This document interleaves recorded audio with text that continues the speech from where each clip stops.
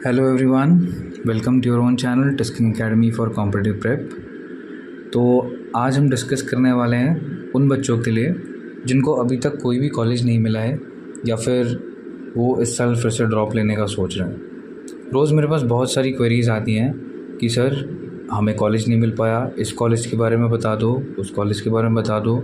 और वो ऐसे कॉलेजेस के डाउट्स लेकर के आते हैं जिनमें मैं बिल्कुल भी आपको रिकमेंड नहीं करूँगा कि आप इस कॉलेज में जाओ। ना मैं अपने भाई को बोलूँगा, और आप सब तो मेरे भाई बहन हुई, तो मैं आपको भी बिल्कुल नहीं बोलूँगा कि भाई इस कॉलेज में जाओ। ठीक है, तो आज का स्लाइड का टॉपिक आप देख सकते हो, still not in a college, are you still wondering. ठीक है, मतलब अगर आप अभी भी वॉन्डर कर रहे हो, आपको कोई कॉलेज नहीं मिला है या फिर आप इस साल फिर से ड्रॉप लेना चाहते हो, आपका मनचाहा कॉलेज आपको नहीं मिला, आपका फेवरेट कॉलेज आपको नहीं मिला है, तो आप क्या करें। ठीक है, देखो इसको सबसे पहले तो बहुत सारे रीज़न्स हो सकते हैं कि आपको ये कॉलेज क्यों नहीं मिला है। आपको मान लो आपको जाना था, मान लो वेलिंगकर जाना था, ठीक है, वी स्कूल जाना था आपको, तो आपका एडमिशन नहीं हो पाया। बहुत सारे बच्चे, एक बच्चा तो मुझे कल मतलब व्हाट्सएप पे लिटरली मेरे से बोल रहा था कि सर मेरे 94 परसेंटाइल है सीमैट में, 82 परसेंटाइल है सर मेरे कैट में, लेकिन फिर भी वेलिंगकर ने मुझे 2 बार रिजेक्ट किया है। It's not once, they rejected him twice. तो क्या रीज़न हो सकती है ऐसा कि भाई वेलिंगकर जैसा कॉलेज 82 कैट वाले को और 94 सीमैट वाले को रिजेक्ट कर रहे हैं। पहला रीज़न तो है कि हाई कंपटीशन।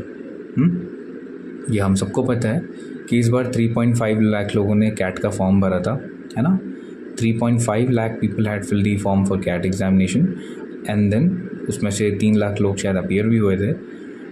तो ऑब्वियस ही बात है, पिछले साल तक ये कंपटीशन 2.5 था, अब ये कंपटीशन 3.5 तक पहुंच गया है। मतलब ऑब्वियसली 1 लाख का एक जंप आपको देखने को मिल जाएगा। तो 1 लाख बच्चों को एकोमोडेट तो करना है ना। तो सीटें तो हैं नहीं भाई कॉलेजेस के पास कि भाई चलो सीटें नहीं हैं, चलो बालकनी में लगा देते हैं, आप लोग बैठ जाओ यहाँ पे पढ़ाई करेंगे। नहीं, there is a rules and regulation. ठीक है, AICTE is the body, governing body which allocates the seats. ठीक है, जैसे मैंने अभी एक कॉलेज खोला और मैं जा कर के AICTE के पास बोलूँगा कि भाई हाँ मुझे 120 सीटों की परमिशन चाहिए, तो 120 सीटों की ही परमिशन मिलती है। देन उसके बाद अगर आपको अपडेट करना है तो ईयर ऑन ईयर आप उसकी रिक्वेस्ट भेजते रहते हो। लेकिन एकदम से सारे सीट 1000 सीट्स एक कॉलेज इंक्रीज़ कर दे और 1 लाख लोग को एकोमोडेट करे, तो ये नहीं हो पाएगा। तो उसमें क्या करेगा कॉलेज करेगा क्या, अपना कट ऑफ इंक्रीज़ कर देगा। सपोज़ आपके 85 परसेंटाइल लास्ट ईयर जिस कॉलेज का कट ऑफ था, वो इस साल कट ऑफ इंक्रीज़ करके 92 कर देगा, क्योंकि उसको बच्चे कम चाहिए और जो आ रहे हैं बच्चे वो क्वालिटी वाले चाहिए। ऑब्वियसली उसकी डिमांड बढ़ेगी। आपने इकोनॉमिक्स तो पढ़ा ही होगा ना, डिमांड सप्लाई का चैप्टर।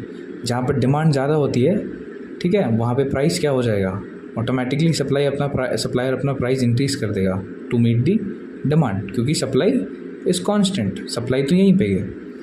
सेकेंड रीज़न हो सकता है लेट फॉर्म फिलिंग।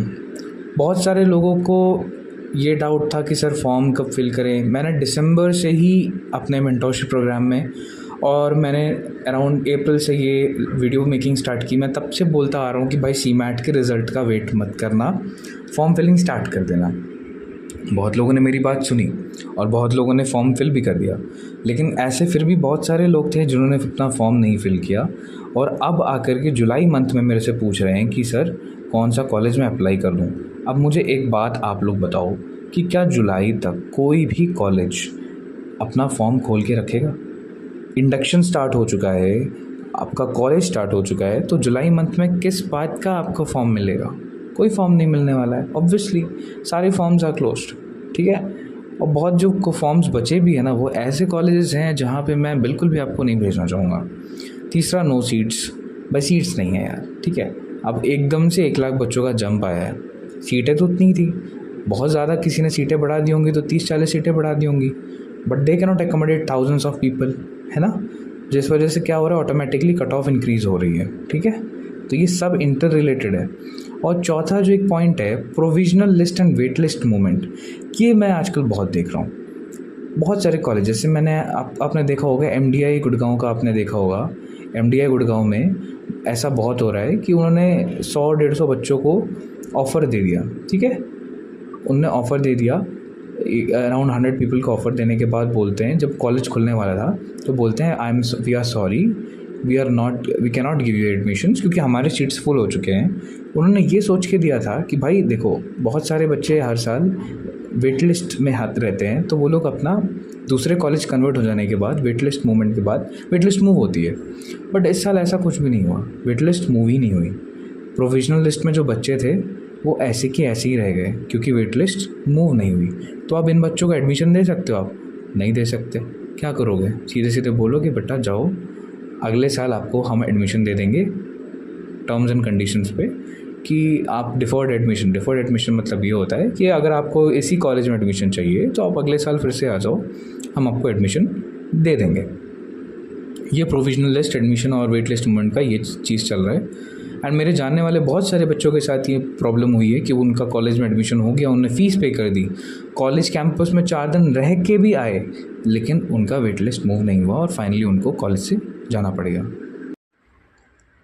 अभी आप बोलोगे कि सर आपने प्रॉब्लम तो बता दी पर सॉल्यूशन तो दिया ही नहीं।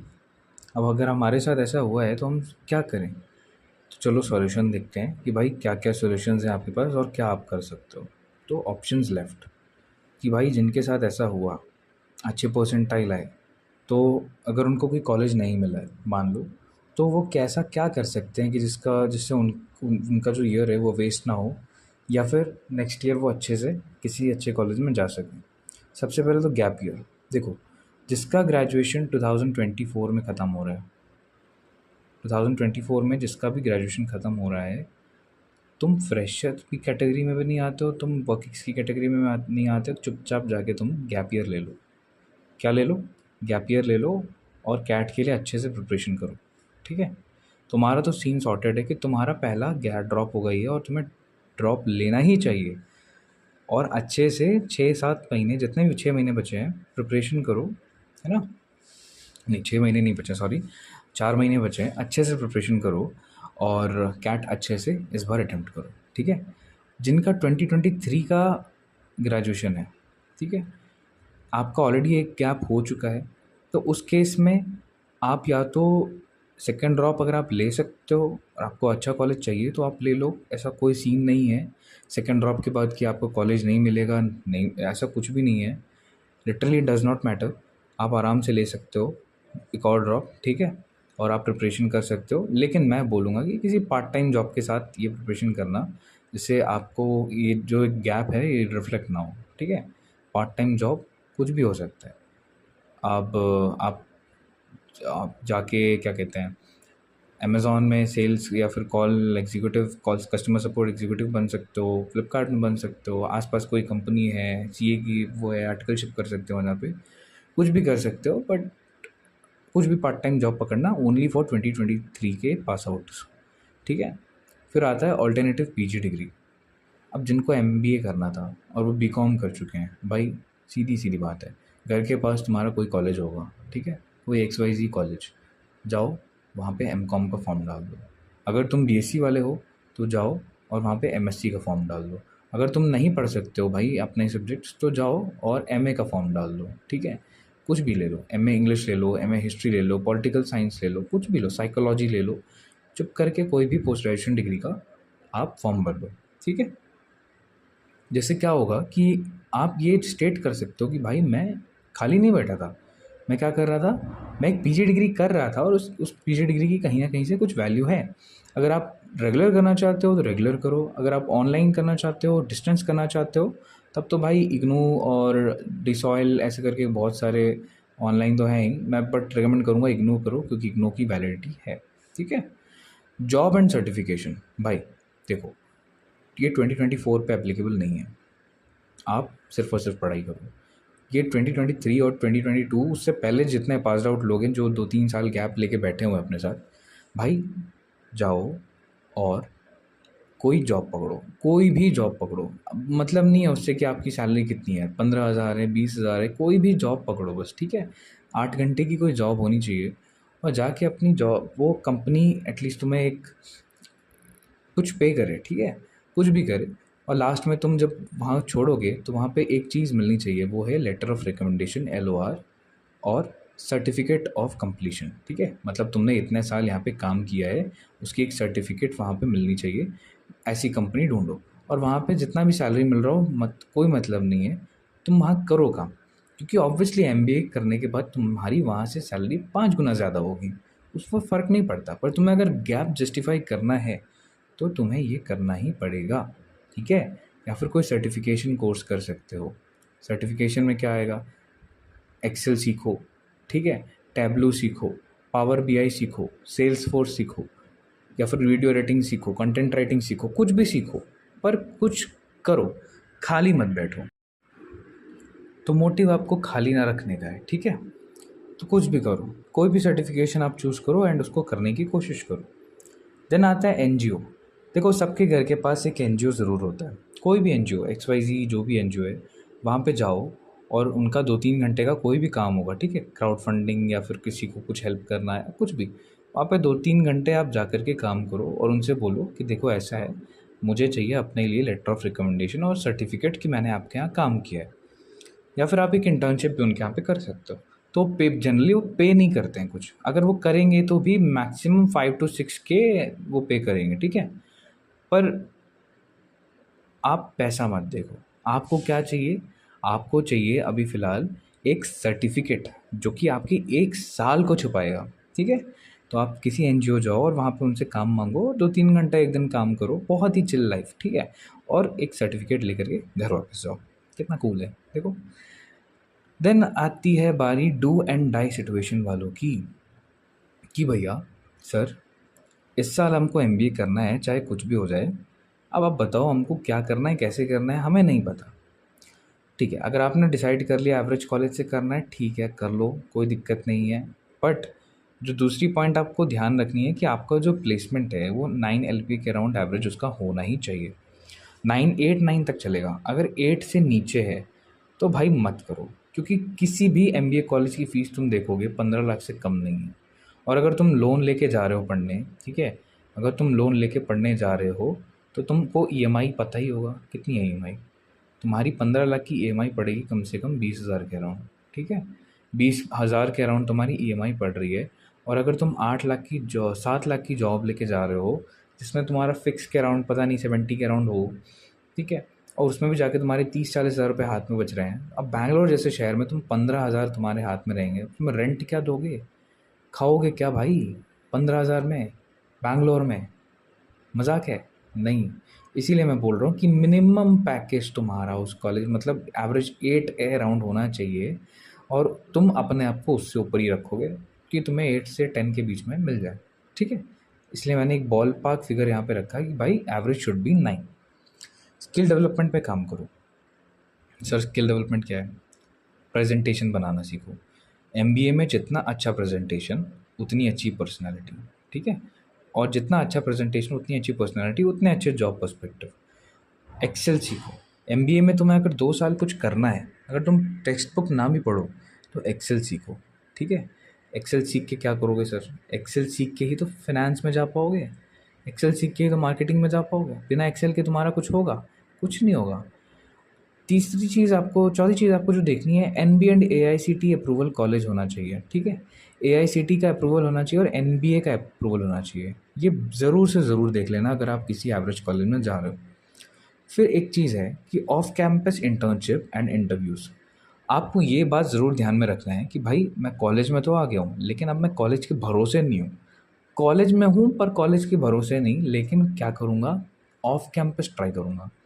लिंक्डइन पे कनेक्शंस बनाना चालू करो, ठीक है। लिंक्डइन पे आईडी बनाओ, सब लोग, जितने भी लोग देख रहे हैं सब लोग अपना लिंक्डइन अपडेट करो, प्रोफेशनल फ़ोटो डालो, कोई भी बकवास वाली चीज़ें कोई पोस्ट नहीं करेगा, ठीक है। सिर्फ़ और सिर्फ प्रोफेशनल चीज़ें रखो।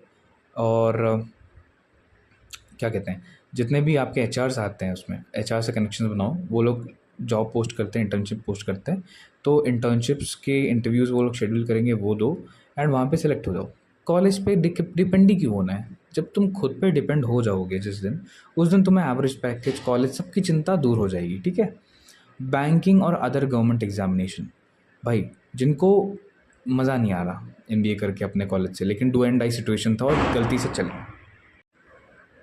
गलती से वो लोग वहाँ चले गए, तो भाई उनके लिए मैं क्या रिकमेंड करूँगा कि भाई देखो, आप लोग कोई भी बैंकिंग का एग्ज़ाम दो या फिर गवर्नमेंट एग्जामिनेशंस दो जहाँ पे आप लोग का एमबीए काम आएगा, आप पूछोगे सर एमबीए कहाँ काम आता है? देखो बहुत सारी ऐसी वैकेंसीज़ आती हैं जिनमें उनको पोस्ट ग्रेजुएशन वाले लोग चाहिए, वो भी स्पेशली एमबीए वाले लोग चाहिए। अगर बैंक में अगर आप देखोगे फ़िनांस की बहुत सारी वैकेंसीज़ आती हैं, मार्केटिंग की बहुत सारी वैकेंसीज़ आती हैं, गवर्नमेंट एग्ज़ामिनेशन होता है, सेबी का एग्ज़ाम होता है, नाबार्ड होता है, आरबीआई होता है, ठीक है? तो उन सब में एमबीए का ज़रूरत होता है, ठीक है? उसके अलावा बहुत सारे एग्ज़ाम होते हैं जैसे कि सीजीएल हो गया, एसएससी सीजीएल, वो भी आप प्रिपरेशन अगर आप कर सकते हो साइड बाय साइड तो आप दे दो। जिससे आपका एक टेंशन दूर हो जाएगा कि भाई मैंने एडमिशन ले तो लिया है पर मैं इस पे डिपेंडेंट नहीं हूँ, ठीक है? ये कुछ बातें हैं, ये आप ध्यान में रखना अगर आप do and die situation face कर रहे हो और आप कॉलेज में जाना चाहते हो और आपने एडमिशन ले लिया है किसी एवरेज कॉलेज में, ठीक है? एंड बाकी आप सबको पता है कि मैं पर्सनल कॉन्टैक्ट्स मेरे कहाँ हैं। आप सब लोग मुझे मैसेज करते हो कि सर ये कॉलेज वो कॉलेज, मैं ऑनेस्ट रिव्यू हर कॉलेज का देता हूँ। तो इन केस आपको पूछना है, आपको समझ नहीं आ रहा कि सर ये कॉलेज कैसा है, मैं लूँ कि ना लूँ, बेझिझक बिंदास तरीके से मैसेज करो, मैं रिप्लाई करूँगा। भले थोड़ा लेट रिप्लाई करूँ, वीकेंड्स में मैं फ्री रहता हूँ, वीकडेज़ में मैं थोड़ा बिज़ी रहता हूँ जिस वजह से मैं रिप्लाई नहीं कर सकता। और लेकिन जैसे ही मैं मैसेज देखता हूँ मैं तुरंत यहाँ पे आपको रिप्लाई दे देता हूँ, ठीक है? तो आप सबको मेरा नाम पता है, मेरा नाम है Vishnu Radhakrishnan and this is my LinkedIn का टेलीग्राम का लिंक, ठीक है? You can also connect me on the LinkedIn using this name. आप मेरे से कनेक्ट कर सकते हो वहाँ पे, और वहाँ पे भी आप अपने डाउट्स पूछ सकते हो। अगर आपको पर्सनल ज़्यादा नहीं जाना है, कॉन्टैक्ट डिटेल शेयर नहीं करनी है, एनोनिमस बन के रहना है, आप वहाँ पे भी आ सकते हो। मैं वहाँ पे भी आपके सारे क्वेरीज़ का सॉल्यूशन दे सकता हूँ, ठीक है? बस मेरी बात आपसे यही रिक्वेस्ट है कि प्लीज़ कोई भी गलत फ़ैसला मत लेना। ये करियर का सवाल है एंड शायद इसके बाद मैं ऐसी कोई वीडियो ना बनाऊँ जिसमें मैं इस पे डिस्कशन कर रहा हूँगा कि भाई कौन-सा कॉलेज लेना चाहिए। क्योंकि ऑलमोस्ट सारे कॉलेजेस के एडमिशन्स हो चुके हैं, बच्चे पढ़ रहे हैं, और अगर आप अभी भी वेंडर कर रहे हो तो फिर आप सोचो कि आपको क्या करना चाहिए। आपको मैंने जो रास्ते बताए हैं आप उस पे चलो, और अगर आप ये करते हो तो डेफ़िनेटली मैं बता रहा हूँ आपका करियर बहुत ही ज़्यादा अच्छा जाने वाला है, ठीक है? चलिए ठीक है, इसी के साथ मैं इस वीडियो को वाइंड अप करना चाहूँगा और थैंक यू सो मच अब तक आप जो भी मेरे साथ अब तक बने रहे। Thank you so much and बेझिझक आप इस इस टेलीग्राम पे आके आप अपना मैसेज करके मुझसे पूछ सकते हो।